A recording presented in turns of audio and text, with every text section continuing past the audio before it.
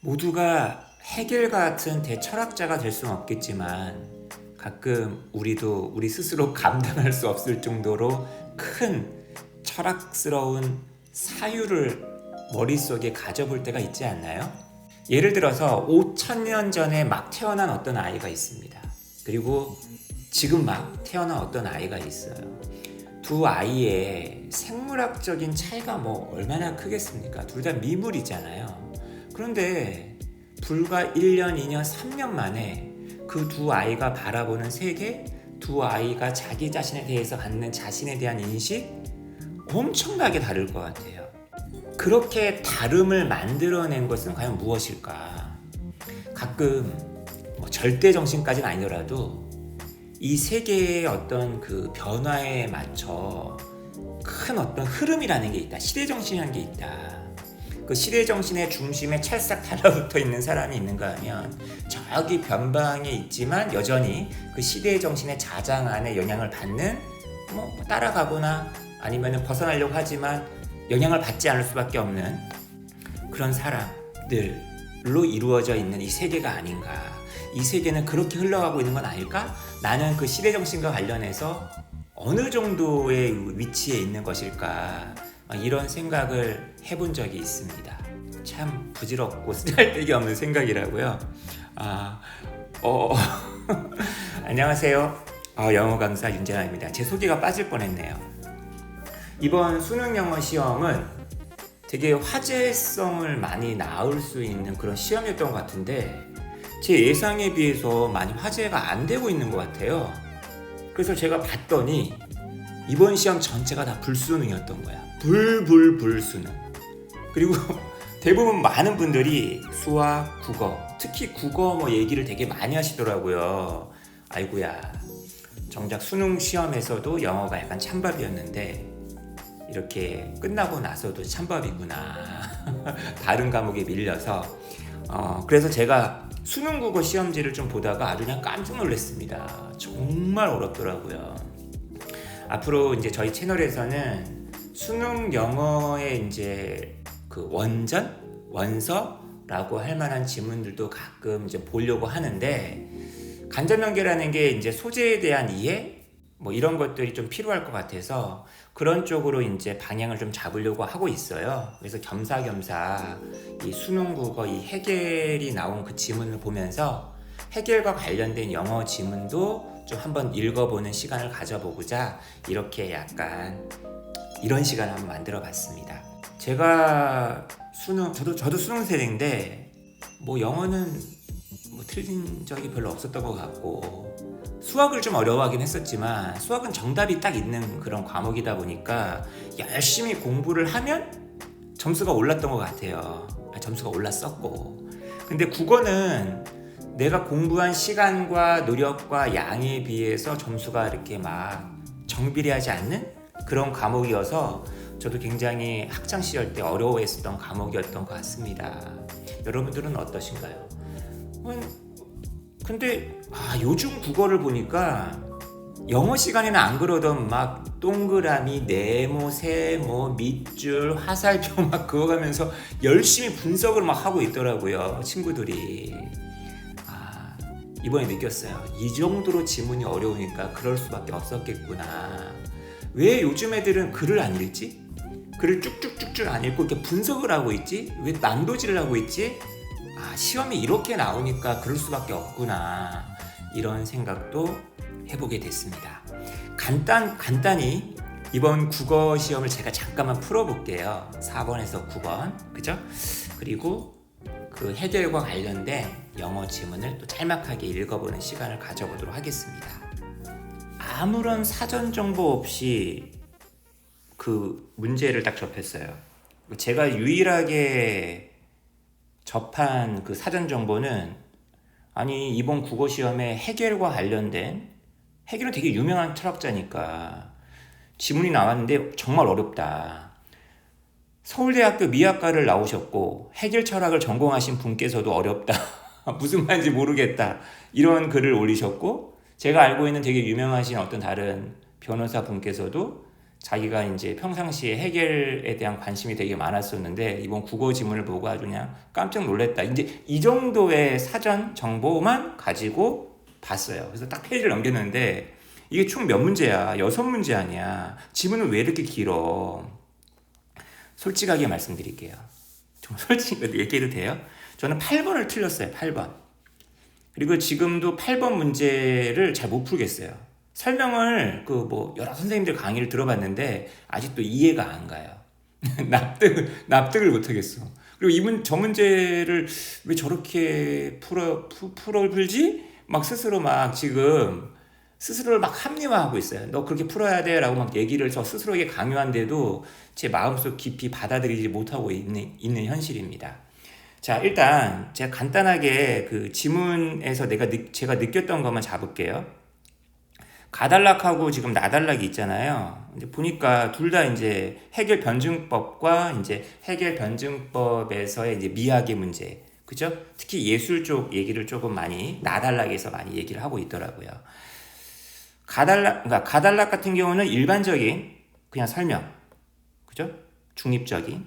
그 다음에 이제 나달락 같은 경우는 해겔 미학에 대한 어떤 아쉬움, 이제 이런 것들, 비판적인 어떤 지점, 이것을 갖다가 다뤘다라고 저는 이제 이해를 했고요. 아까 제가 처음에 말씀드렸던 것처럼 해겔도 인류 역사를 쫙 봤을 거 아니에요. 이 사람이 얘기하는 예술이라는 게 당대의 예술도 예술이겠지만 자, 원시 시대나 뭐 그리스 로마 시대, 그리스 비극, 그리스 서사시 여기서부터의 예술 아니면 무슨 벽화일 수도 있겠고요. 원초적인 어떤 그런 예술을 다 얘기하는 거겠지. 그런 예술이 있다가 이제 조금은 상대적으로 약간 지적으로 보이는 유일신 사상 같은 기독교라든지 이슬람교를 포함하는 종교, 그리고 나서 자신이 몸담고 있는 철학에 이르기까지, 그죠? 예술, 종교, 철학으로 이렇게 시대가 이제 지적으로 성숙해 가고 있다. 이제 이렇게 좀 바라봤겠죠. 그죠? 이 사람은 되게 그 삼각형을 되게 좋아하는 것 같아요. 그죠? 근데 이제 나달락 같은 경우에는 그걸 약간 좀 비판하고 있잖아요. 가끔 우리도 이런 생각 하지 않나요? 오히려 되게 사변적이고 논리적인 어떤 그런 학문보다는 어떤 이 시대의 어떤 그 핵심을 오징어 게임이 더 잘 드러낸다. 어떤 예술 작품이 그런 어떤 사변적이고 논리적인 그런 철학서가 담아내지 못하는 어떤 그 끈적끈적하고 본질적인 진리를 갖다가 드러낼 때가 있다. 그런 걸 느낄 때가 있지 않습니까? 그래서 저는 제 스스로 이해한 바로는 철학 이후의 어떤 예술, 철학 이후의 자리라고 했을 때 그 예술의 어떤 그런 큰 지위를 부여하는 이 나달락은 그런 걸 얘기하는 게 아닐까. 저는 되게 뭐든지 지문을 읽을 때 구체적인 어떤 나의 삶, 나의 경험 여기에 많이 비추어서 많이 읽으려 노력을 합니다. 그래서 그렇게 이해를 했던 것 같아요. 그런데 문제를 정작 풀려고 했더니만 여기 4번에 보니까 이런 표현이 저는 되게 와닿지 않더라고요. 여기 좀 특정한 철학적 방법, 특정한 철학적 방법, 특정한 철학적 방법, 특정한 철학적 방법, 특정한 철학적 방법. 야, 이게 해겔의 변증법에 대해서 얘기를 하고 있는 것인데 이거를 금방 처음에 못 찾아냈어요. 이게 뭘 얘기하는 거야? 특정한 철학적 방법이 도대체 뭐야? 그 다음 제가 이제 또 놓쳤던 것 중에 하나가 이런 거, 모두. 사실 이거 영어 시간에도 되게 일치불일치할 때 많이 중요하게 생각해라. both A and B하고 either A or B, neither A nor B 이런 거 주시해서 봐야 된다 얘기하는데 국어 시간에서도 이런 거 나와 달리 가, 그죠? 상대적 위상을 예시하고 있다, 그죠? 이게 답이 1번이었잖아요. 이건 맞췄어요, 그죠? 2번이 조금 어려웠어요. 2번 상반된 평가? 이게 온전히 상반된 평가라고 할 수가 있을까 없을까, 그죠? 모두라고 있죠. 모두. 가 같은 경우는 상반된 평가가 아니잖아요, 그죠? 그 다음에 더 설득력 있는 미학 이론을 모색하고 있다. 가는 분명히 아닌데 나는 설득력 있는 미학 이론을 모색하고 있다라고 좀 봐야 되지 않을까요? 근데 이거에 대해서 국어 선생님들마다 얘기가 조금 달랐던 것 같기도 하고, 어쨌거나 2번 아니고 3번은 지금 시대적 한계 이런 얘기는 없잖아요, 그죠?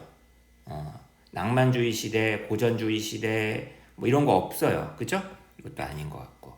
그 다음에 범주적으로 유형화? 범주적으로 유형화라는 얘기는 뭐 시각적인 예술, 청각적인 예술, 뭐 촉각적인 뭐 촉각과 같은 그런 예술 뭐 이런 거 이런 얘기 없으니까 4번도 아닌 거고. 그 다음에 철학사를 단계적으로 설명, 통시적 전부 다 여기 안 나와 있는 내용도 있잖아요. 그죠? 그 다음 5번도 뭐 전 잘 맞췄어요. 그죠? 형태는 대상이다. 이 대상이라는 게 내용인데 형태하고 대상이 어떻게 같을 수 있어요. 그죠? 이거는 말이 안 되는 거고. 그죠? 이게 답이었죠? 답이었는데 선택지 1번을 보면서 굉장히 깼어요. 예술, 종교, 철학 간에는 인식 내용의 동일성과 인식 형식의 상이성이 존재한다. 마치 EBS 영어 해설을 읽는 것 같은. 예술, 종교, 철학은 바라보는 그 인식하는 그 내용, 대상은 동일하지만 그것에 접근하는 인식하는 형식은 서로 다르다. 이렇게 얘기하면 더 이해하기 편할 것 같은데 상이성이 존재한다? 왜 이렇게 어려운 개념을 좋아하는 걸까? 좀 의아했습니다. 원래 국어 영역 지문이 그런 건지는 더 지켜봐야 될 것 같은데. 자, 그다음 6번 지문이 참 신선하고 재밌었어요. 저는 이런 문제 참 재밌다. 근데 여전히 단어들이 정말 어렵더라고요. 원래 국어 지문의 선택지가 이렇게 어려운지 잘 모르겠어요. 이게 정말 한국어인가 싶을 정도로. 영어도 굉장히 많은 개념어가 많아가지고 일상어가 아닌 개념어가 많아가지고 욕을 많이 먹잖아요. 국어도 마찬가지겠구나 이런 생각도 해봤습니다. 뭐 이런 거 있잖아요. 어려워. 설명이 안 돼요. 자, 이제 문제 8번. 그러니까 제가 이 지문을 되게 어려워했던 이유는 뭐였냐면은 저는 약간 이런 생각이 좀 있었던 거죠. 헤겔이란 사람도 헤겔에 대한 생각도 학자마다 좀 견해가 좀 다르잖아요. 그죠? 헤겔을 굉장히 딱 정해져 있는 도그마틱한 어떤 철학자로 바라보는 사람이 있는가 하면 되게 그게 아니다. 우리가 알고 있는 그런 통념적인 헤겔은 우리가 잘못 알고 있는 거다. 이런 얘기를 하고 있는 헤겔도 있다 보니까 그런 어떤 배경 지식이 되게 많이 작동을 하지 않았나 좀 싶어요. 그러니까 오히려 배경 지식이 많았던 것이 오히려 더 불리하지 않았나 싶습니다. 다시 말하면 요 얘기를 비판하려고 하는 것인지 아니면은 긍정하는 것인지 처음에 좀 파악을 못했는데 지금 이 문제가 이거였잖아요. 헤겔과 나의 글쓴이가 나누는 가상의 대화니까 나 같은 경우는 헤겔을 지금 약간 보완하고 비판하고 있는 상황이다 보니까 헤겔을 딱 고정시켰겠죠. 그러니까 다시 말하면 요거는 약간 정형화된 헤겔로 이해를 하는 게 맞았던 것 같아요. 어쨌거나 이 나의 글쓴이 요것도 좀 이해하기가 저는 좀 힘들었어요. 왜냐하면 나 같은 경우에는 후반부에 좀 더 이렇게 보완되면 좋지 않겠어? 라고 얘기를 했기 때문에 저는 좀 바람직한 헤겔의 어떤 철학의 모습 이런 게 들어가야 될 거라고 좀 약간 생각을 했던 것 같아요. 그런데 지금 돌이켜보니까 답을 보니 그냥 있는 그대로 헤겔에 대해서 비판하는 내용이 나와야 되기 때문에 헤겔의 단점이 여기 딱 가에 들어가야 된다. 이런 생각을 뒤늦게 한번 해보네요. 그죠? 괴테와 실러의 문학작품을 읽을 때 놓치지 않아야 할 점이 있네. 이 두 천재도 인생의 완숙기에 이르러서야 비로소 최고의 지성적 통찰을 진정한 예술미로 승화시킬 수 있었네. 근데 일부 선생님들의 경우에는 여기를 갖다가 약간 사유? 철학적 사유로 이걸 이해하시더라고요. 근데 이 예술미를 갖다가 그냥 예술 안에서의 그냥 최고의 예술미로 이렇게 판단할 수도 있었을 거 아니야. 이 헤겔 같은 경우에. 이게 철학에 다다르는, 철학적인 지위에 다다르는 예술미라고 어떻게 이걸 갖다가 판단할 수 있는지 저는 아직도 좀 의아합니다. 저는 개인적으로. 어쨌거나 지금 이 나의 경우에는 너무 헤겔이 너무 내면성을 강조하는 쪽으로 절대정신을 모아가고 있다. 따라서 예술은 객관성의 예술이기 때문에 내면성에 약간 미달한다. 뭐 이런 얘기잖아요. 근데 이제 결과적으로 위에 나와 있는 내용은 아니 예술도 현실상 내면성을 바탕으로 할 수 있다라는 거 아니겠느냐라는 건데 저 주어진 말에서 이 내면성에 해당하는 내용이 과연 어디에 해당하는 것인지 저는 솔직히 지금 아직 마음속 깊이 납득이 안 된다는 얘기를 좀 드리고 싶어요. 9번은 뭐 거의 어휘 문제였기 때문에 이런 문제 한자가 좀 약한 친구들은 힘들 수도 있겠다. 그죠? 평상시 이런 한자어들 있잖아요. 그죠?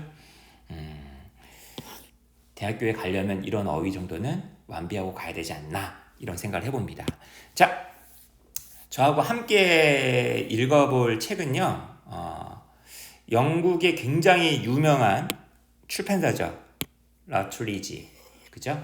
이 출판사에서 나온 우리나라 말로 치면 이런 거죠. 한 권으로 읽는 The Concise Encyclopedia of Western Philosophy. 그죠? 서양 철학에 대한 아주 간단한 백과전식 책이 되겠고 굉장히 옛날에 나온 책인데 워낙 좀 사람들이 많이 찾다 보니까 벌써 3판이에요. 그죠?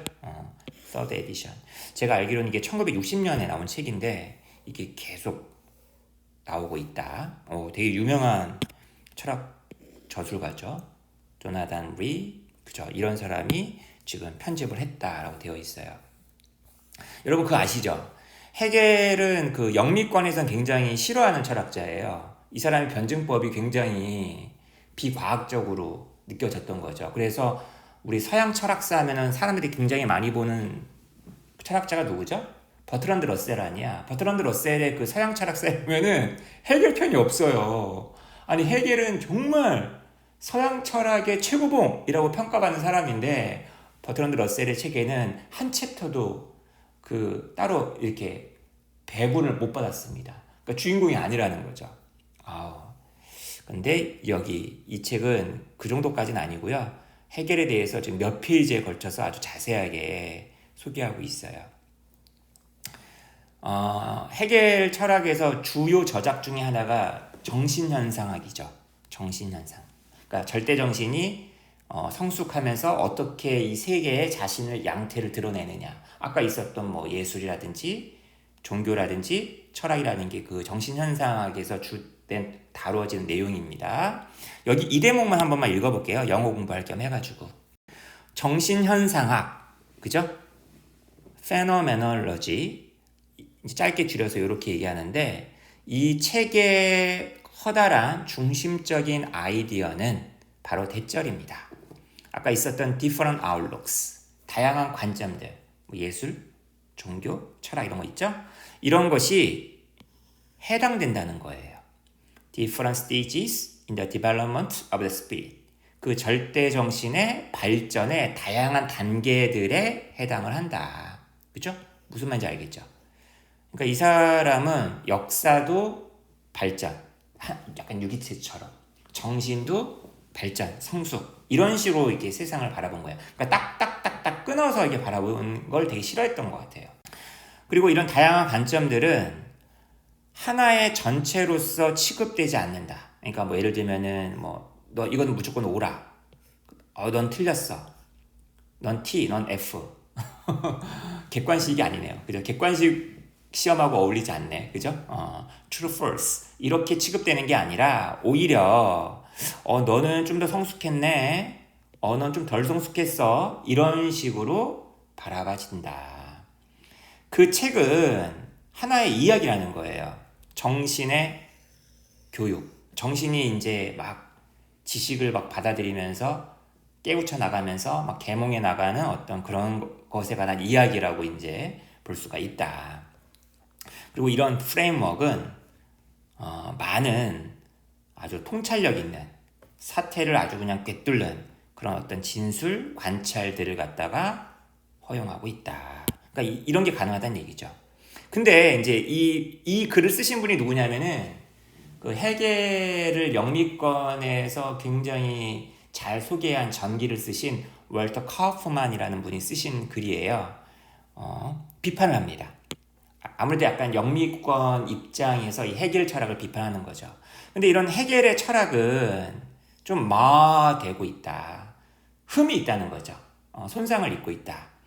두 가지 만연한 헤겔 철학의 만연해 있는 어떤 그 결점에 의해서 첫 번째 결점이 뭐냐면 그러니까 이 글의 앞부분에 보면은 헤겔은 필연성 그게 당연한 거야. 그게 자연스러운 거지.